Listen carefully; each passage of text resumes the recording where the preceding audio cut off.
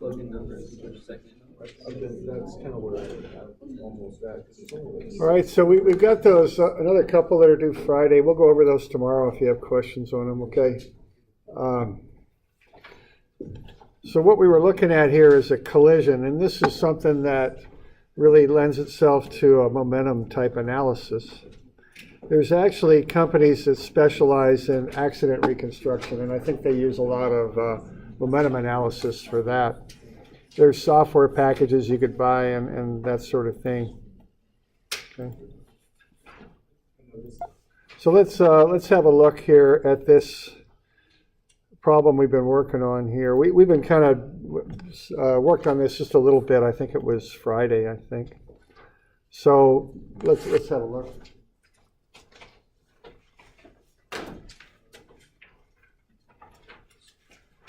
Now this one has a lot of algebra in it, so I did a lot of the algebra for you just for the sake of saving time and all that. It's on 480. Okay, thank you. So it's on page 480. All right, so the whole issue with this, there's two things. One is that if you have a collision between two or more objects, what you can do is define the system as all of the objects, all right, together. And when you do that, what happens is the force of one object, let's say there's two of them, so the force of A on B will be equal and opposite to the force of B on A. That's the idea. So what you can do then is you can eliminate your need to analyze all the forces that are occurring between the objects. All right, so all you got to do then is look at the overall system and what's happening with the objects as they interact. I mean, well, I would say that, but you don't really need to analyze what one does to the other, what A does to B and what B does to A, because they're going to cancel out. So if you define your system as both objects together, it greatly simplifies the analysis. And what you get into is something called conservation of momentum, which is MV1 equals MV2, essentially. All right. Now, when you do this, a couple of things, you have to include everything in your system. So I have that right here that, MAVA1 plus MBVB1 equals MAVA2 plus MBVB2. And so, I'm including A and B together. Now, the other really important thing here is I'm doing this in the X direction. So when you do this stuff, it's directional. You've got to treat these momentums as vectors. And that's a critical point on this stuff, okay, is that you treat the momentums as vectors. So what I'm doing there, as A slides down the y-axis and B initially slides down the x-axis, for my initial momentum equation, what I'm doing is I'm just writing the stuff up in the x direction in this example. So the 1.6 kilograms there, and the 3 meters per second, that doesn't have an x component, so that zeroes out. See, that 1.6 kilograms has a 0 x velocity. And then the 1.8 has its full 2.8 meters per second velocity. All right, so you start with that. And then the next thing you look at then are what's happening after the collision. And what's happening after the collision is we've got that 1.6 has an unknown VA2, and we know it makes a 38-degree angle with the x-axis. So we go cosine 38. And what we're getting is the adjacent component. Okay. And then the other thing that we can do then is do a similar type analysis with the VB2. And we're going to go 1.8, that's its mass, times VB2, which is unknown, times sine 43, because that'll be the opposite side of the 43-degree angle. And so we're combining those together. So it's just a vector operation. You handle these momentum vectors just like you do force vectors in statics. Now, there is a bit of mathematical analysis with this because we got two equations and two unknowns. Of course, if you're doing homework, you just, and you know how to do this on your calculator, you can just do it there. But, on a test, you might have to go through and go through a substitution or something like that. Okay. So we get that x equation boiled down, as you see, and then we generate a y equation also. Okay, and again, it's a vector equation. So 1.6 times 3, I'm calling positive y going downward on this because everything's going down, so I just figured I'd do that. So 1.6 times 3 plus 1.8 times 0, because this component here has no y. No, that velocity has no y component. And then the plan here is to go cosine 43 times 1.8 VB2, and then sine 38 being the opposite side, times 1.6 VA2. All right. So that's what we're doing, and the rest of it is just working through two equations and two unknowns with a substitution, taking the expression that was generated off the x equation and plugging it in for VA2 on the y equation, then you can find VB2, and then you can plug that back in and find VA2. All right. So, yeah, question there? Problems like this, are we always going to be given like the angle, or are we ever going to have to solve the angle? So the question is, are you always given the angle? Generally speaking, yes. I mean, although you might have to solve for the angle, and the way to do that, generally, if you get in one of these equations, I guess if you have to solve for the angle, the way you would do it is you would solve separately for the x and the y components. And then, given that, you can find the total. You know, that's typically how you find an angle, is you'd get the momentums in the x and y directions, and then just do a vector analysis to find the total. Okay. And then just do an inverse tangent there to find the angle. Okay. Other questions on that? Okay. All right, so that's all about vectors, that one.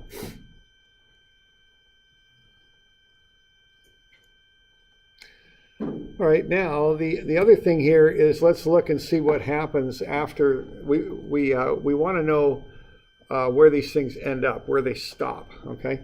And that momentum analysis, what we were able to do is we're able to analyze just the collision, just before the collision and just after the collision. That's what we analyze with the momentum.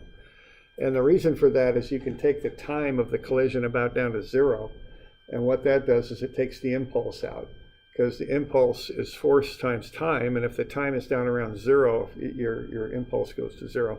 The reason we want to get the impulse out is not because of the interaction of A and B together as they hit each other, it's the friction. See, we've got kinetic friction here. And if our time is too large for that collision, if we stretch out the analysis on momentum out to here, we have a very large time as the thing's sliding, and then the friction plays in as impulse. So we don't want to use that momentum analysis for anything more than just that instant of the collision, and that's the reason for that. Okay. Now, if there were no friction, we could do that. However, if there were no friction, they wouldn't stop anywhere. They'd just keep going, right? So we need an alternate way to figure out their position, right? So that's part 2 of this thing. So with part 2 here, I want to figure out how to get to the where they are, okay? And that's going to imply finding the distance. I want to know how far they go before they stop. And I can think of 3 ways to do this, but if I'm looking for a distance and I'm in a hurry or I want to do this efficiently, what's probably the cleanest way to do it for a distance? What's that? You could do that, right? That's a 2-step process. You could find the acceleration on account of the friction, and then you'd have to do what? S equals S0 plus V0t plus 1/2 ACT squared. But that's a 2-step process. Can you get it down to 1 step? Is there a method that will get you a distance in 1 step? Yeah, work energy, see? And I want you to kind of start getting that figured out. I mean, these things work, these different methods, there's 3 of them. There's F equals ma, there's work energy, and there's momentum. And kind of start to learn when to apply the different methods. If I want a distance directly, work energy is the way to do it, because the distance is part of the work term. Okay. All right, so I've got an example of that right there on the left, where what I'm doing here, I've got a flat road. I'm assuming it's flat, so the potential energy zeroes out. I've got the kinetic energy, and then the work. There's no spring, so I didn't bother to put any spring energy in there. And then I want to know where it stops. Well, when it stops, the kinetic energy is 0, see? So that's pretty quick there. I can just go the initial kinetic energy, 1/2 mv squared. Now the V initial is just after the collision, okay? Because now I'm figuring just after the collision to where it stops. That's the interval I'm measuring now, okay? So that's what I'm doing there. So what I want to do for this one is I'm analyzing the path as they travel, okay? Like that. So I just do work energy. So I got 1/2 mv squared, the V being just after the collision. I figure up the friction. It's pretty easy. It's on a flat surface, so the weight is equal to the normal. Multiply that by 0.4 for the coefficient of friction. I get 6.28. So 1/2 mv squared minus 6.28 d is 0. So I can solve for the distance efficiently there. It's 0.344 meters. So that's how far that block A travels after the collision. And then if I want to know its position, I could vectorize it because I know the angle. I got 38 with the x-axis, 38 below the x-axis, I guess. So cosine 38.344 is the I, and minus sine 38.344 is the J. Okay. So here's the coordinate where that thing will come to rest, 0.217 I and negative 0.212 J. Okay. And if you ever do see the scene of an accident, often you'll see a state trooper or someone out there. They measure skid marks is what they do. And they're kind of trying to figure out what happened and frankly, who's at fault and what occurred that led to the accident. And one way they do that, they measure the skid marks. That's the length, that's the path. Now, the one thing I'd point out, we were looking at that accident reconstruction video. I think, in this day and age, you want to always be thinking about get beyond the presentation. Those were very slick presentations, weren't they? I mean, the graphics on those were pretty good, I thought, for animations. But what was the data that went into those? What's the coefficient of friction between a hot tire and a road with gravel that might have a little bit of gravel on it? Yeah, that's about I don't really know. And so be aware of that, if you were looking at something like that. Don't get fooled by the presentation. There are some pretty big assumptions that went into that might make the results of it a little, maybe not perfect, okay? And so even though it looks so clean and looks really nice the way they've tailored it up, I would really want to know what the assumptions were that went into that and how the analysis was done to really see how accurate it was. Now, it's probably a pretty good shot at what happened, but it may not be exact. That's my point there. All right, so why don't you figure out where that other one comes to rest at B when we get that worked out.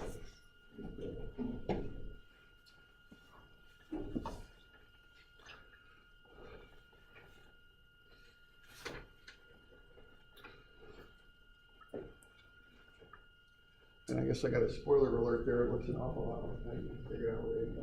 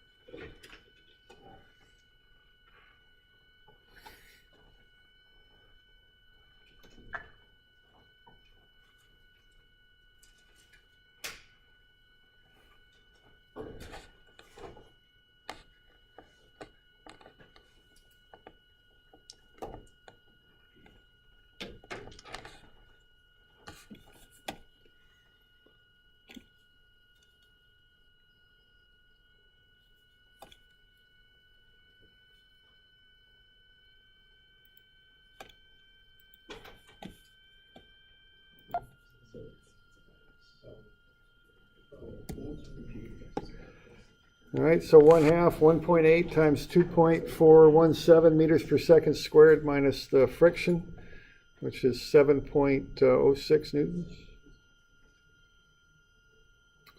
times D is 0, so D is about 0.745, and then you got a 43-degree angle. Watch that out with that, though, because that's with the y-axis, negative y-axis, so it'll be sine 43.745 I minus cosine 43 times 0.745, Jed? Is that about right? All right.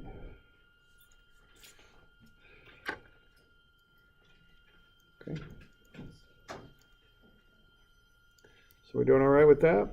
Any questions on that, Pat? All right, let's do that.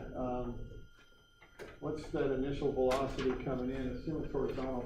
Well, maybe you turn this one in on Friday. If you need a good piece of paper, I got one. I don't know if you got any piece of paper. I got any paper.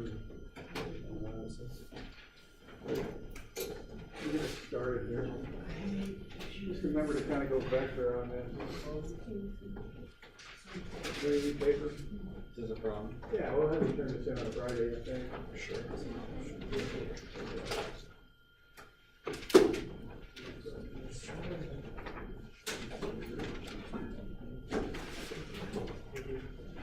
There you go.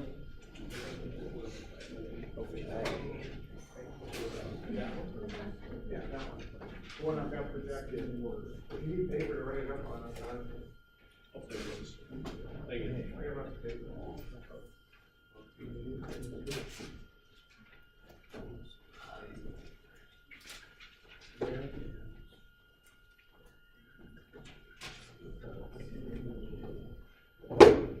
All right, so I'll have you turn this in on Friday, just for fun. So I guess we need a problem number on this, don't we? This will be number 2681.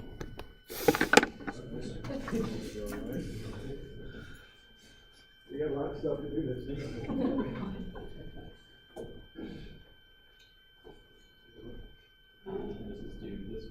Yeah. So I'll give you a couple minutes on it. If you got questions, just ask.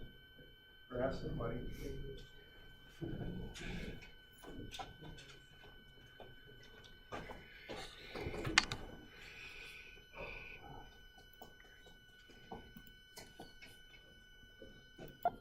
All right, so what we got here, we've got the B is 0.25 meters per second at 30 degrees up left, and A is 0.292 meters per second at 20 degrees down left. Okay, that's what happens after the collision. So what we got going on here is we've got a collision that's occurring right there. So I think A is going to hit B a little low, a little bit low there. So the initial velocity of B is 0. It's got a mass of 0.32, and we don't know the initial velocity of A, and it's got a mass of 0.4. Okay.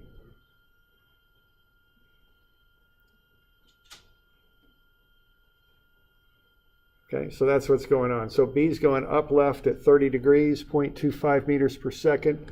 A is going down left at 20 degrees, 0.292 meters per second. B starts at rest, has a mass of 0.32 kilograms. VA is coming in horizontally to the left at 0.4 kilograms. No friction? Correct, yeah, no friction. At least not for our analysis. Okay.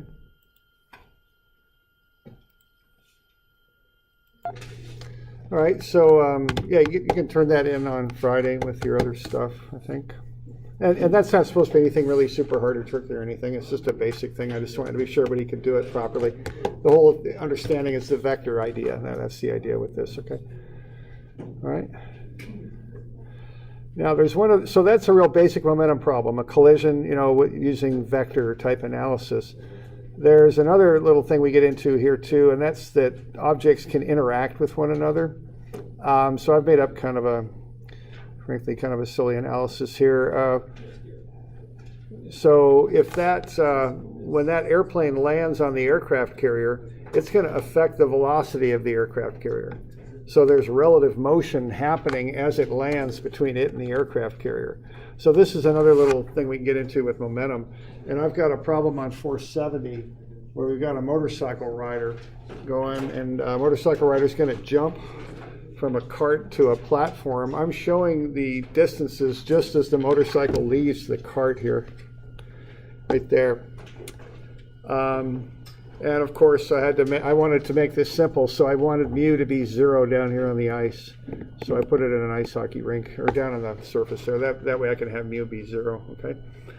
And so the motorcycle rider is going to ride across the cart and we want to see if the motorcycle rider is going to make it to the platform. Okay, so when I was younger, there was a fellow named Evel Knievel that used to do this kind of stuff. Okay, so I've got an Evel Knievel video up on in Moodle. Actually, it's his son. His son's named Robbie Knievel. The story is Knievel was in jail one night with a fellow named Knaufel, and so they were named Evel Knievel and Awful Knaufel is what I heard, but I don't know if that's true or not. I don't know. But he is, he wears like a kind of an Elvis Presley kind of suit, right? With a cape, and he jumped. He tried to jump the Grand Canyon once, I think. Yeah, right. Yeah. Okay. So we know about this fellow. Okay. So anyway, we're going to see if this is going to work. Okay. So when the motorcycle leaves the cart, the platform is 11 meters away. If the rider crosses the cart in 1.4 seconds, will the rider reach the platform? Assume there is no friction between the cart and the ice. Assume the motorcycle has a constant acceleration as it crosses the cart. The motorcycle and the rider weigh 2,700 newtons. The cart weighs 14,000 newtons. So I found the mass of the motorcycle and the rider, 275 kilograms, and the mass of the cart. So we got a few different analyses we got to do to put this together. So the first analysis we do is S0 plus V0t plus 1/2 AC t squared. And the reason we're doing that is we're given that it's constant acceleration. So what I'm analyzing here is the motorcycle rider crossing the cart, okay?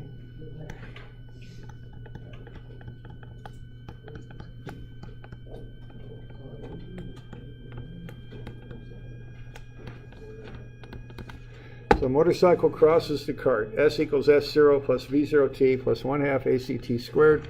Plug everything in, and we get the constant acceleration is 9.18 meter per second squared. So not quite 1 g as the motorcycle crosses the cart. And that takes 1.4 seconds, so we can find the velocity of the motorcycle rider is 12.9 meters per second. So just some basic kinematic analysis there. That's all we got going. So we find the acceleration first and then back in and find the velocity.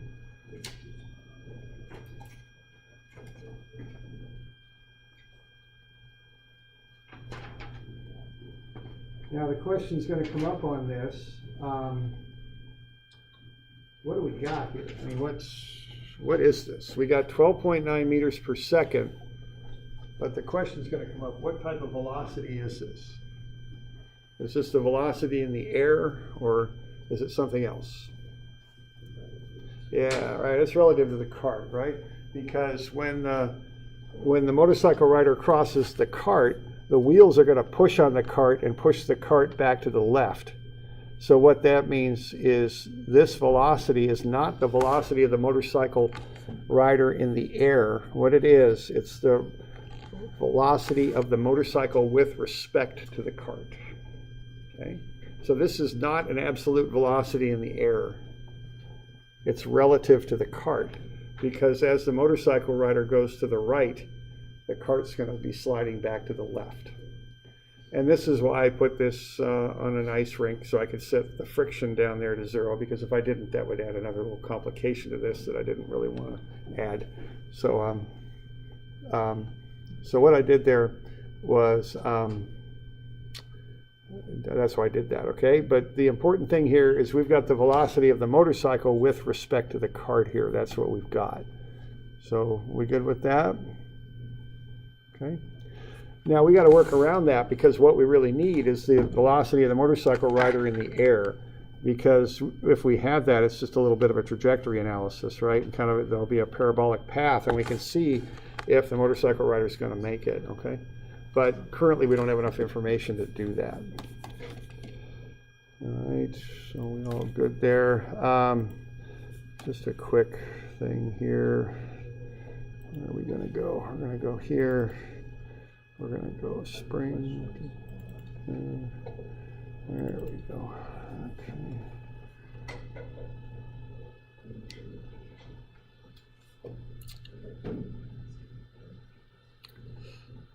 There we go. So here's just a quick demonstration of what I'm talking about there.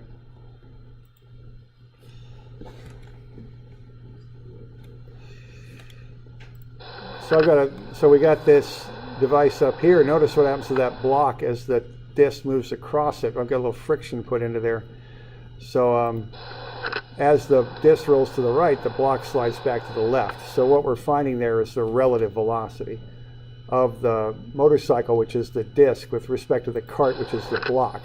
And what we want to know is, will the motorcycle make it to that platform? So that's kind of what's going on there, okay?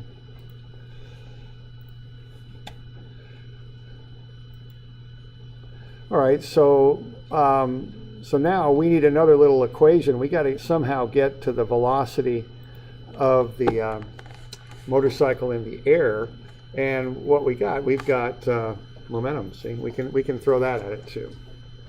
So what we're going to do with the system equaling the motorcycle and the cart, we can say the initial velocities are 0, and then we can start to look at the ratio between the final velocities. Okay, so I got 0 because it starts at rest, and then I just use those masses. So the mass times the final velocity of the cart is going to be the mass of the motorcycle rider times the final velocity of the motorcycle.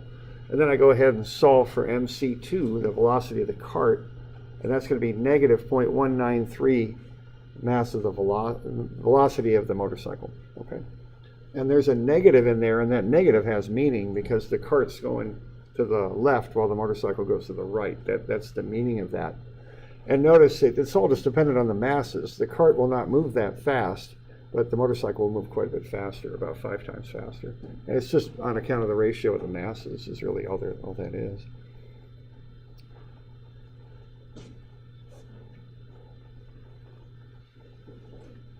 All right. So now I've got 3 things going here now, and I've used 2 equations to generate them. I've got the velocity of the cart, the velocity of the motorcycle. This is after the crossing, after the motorcycle crosses. Now, and then I've got the velocity of the cart with respect to the motorcycle. Now, what kind of velocities do I got there on the right? Are those relative? Are they absolute? What are they?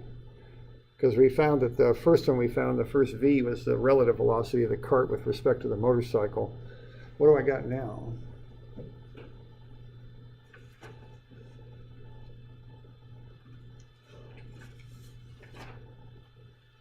When you do momentum analysis, what do you get out of it there?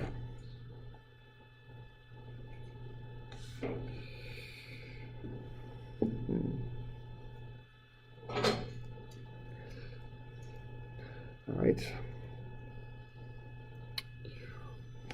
They're absolute, okay? Those when you do momentum analysis, you get absolute velocities. There's nothing, you are analyzing the 2 objects in the same system, but the result is you're getting the absolute velocity. So what we're getting there is when that motorcycle rider's in the air, we're getting a relationship between the cart and the motorcycle velocities, and those are absolute. So that is the velocity of the motorcycle rider that we're talking about there, like so, and it's the velocity of the cart, like that, as they really are. Now, we didn't find them yet, but we know the ratio between them. Okay? So what we just did here, and this is one of those things that happens with dynamics, and it happens a lot when you're doing momentum with dynamics, is we got 2 different analyses we're doing here, and we're going to put them together. We got the kinematic thing where we get a relative velocity, and then we got a momentum thing where we get the ratio between 2 velocities. So we've done 2 equations, we got 3 unknowns. We got to do one more thing to pull this together. And the clue to what we got to do is right there, see? All right. So what we can do is do a relative velocity equation and put everything together. That'll be what we're going to do to finish this thing off. Okay, so we're going to use a relative velocity equation to find Vm2, which is the velocity of the motorcycle in the air. Okay, that's what we're going to do. And so we just have to put an equation together such that the subscripts work out. That's how I always think about this. You know, when I'm trying to set these relative motion equations up, I want those subscripts to work out. And you might remember we did just a little bit of this earlier in the term. We're using it now, and we'll use it again when we do kind of relative motion and with machines and stuff. All right. So what do I got? The thing I've got that's a little bit tricky is VC with respect to M, and we'll make that into a vector now. And so what I want to do, see, I've got VC and VM to use, so I think I want to put VM there, don't I? And then VC. So that's how I know how to set that thing up, because if I look at these subscripts like fractions, if I take M times C over M, I'll get C, which is what I want, okay? So I'll put that relative motion equation together, and that will allow me to back into what I need to know. Okay, so I've got that over there on the left. I've got Vm with respect to C is 12.9, and I've got Vc2 is negative 0.193 Vm2. So I just put them into that relative motion equation. And what I'm doing is I'm subbing this here in for Vc2 is what I'm doing. And so I get Vm2 is negative 0.193 Vm2 plus 12.86. So I can solve for Vm2, which is 10.78. Okay.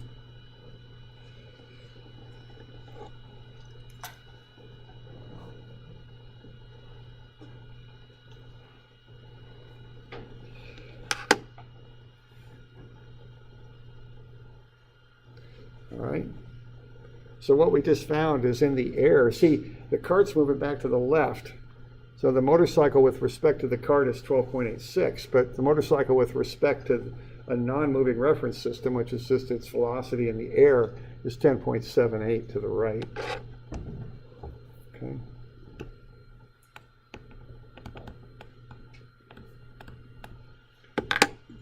So now to figure out if we're going to make the platform there, we just do a bit of trajectory analysis, right?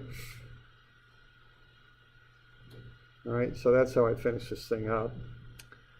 You know the x velocity, so you just want to see, and you know that that cart is 4 meters up in the air, so see how long it takes to fall 4 meters. When I'm doing this stuff, I think of the y direction as being the timer, and then I can analyze x based on the time. I mean, that's kind of one way to think about this, right? Although actually that gets turned around a little bit in that work energy problem of yours, but anyway.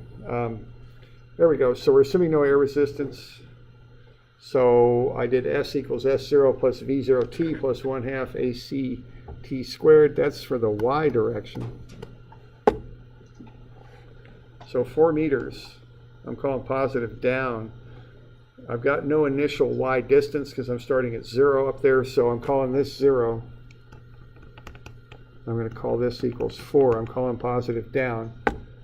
And then I've got no initial y velocity, so don't put the x velocity in there. That's initial y velocity is 0. And then I got 1/2 times the gravity acceleration times t squared. Solve for t, 0.903 seconds. And then assuming air resistance is 0, you just take that x velocity times the time to fall 4 meters.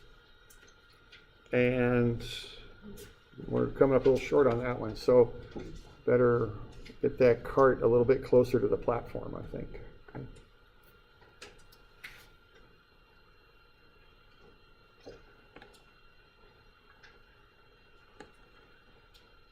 All right. Oh, let's see here.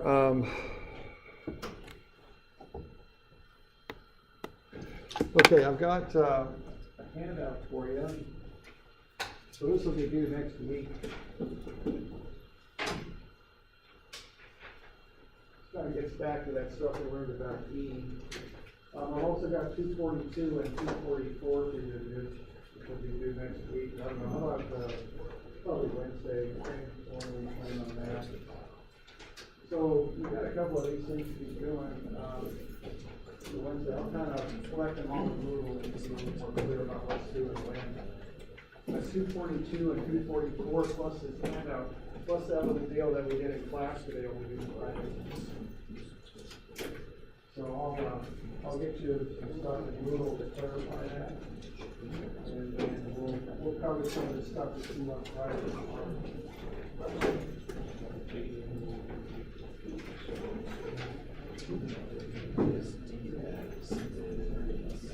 We got one of these handouts? These are due next Wednesday. There'll be some other stuff due next Wednesday also. So, due Wednesday. Today's Thursday, right? 5/12, 2/12. So 242, 244, and then the handout, which I just gave you. I'll call this out in Moodle on the assignment for those of you online. And then in-class handout, which I think we called 2,681. That's due Friday, which is day after tomorrow, which is the 8th. Okay?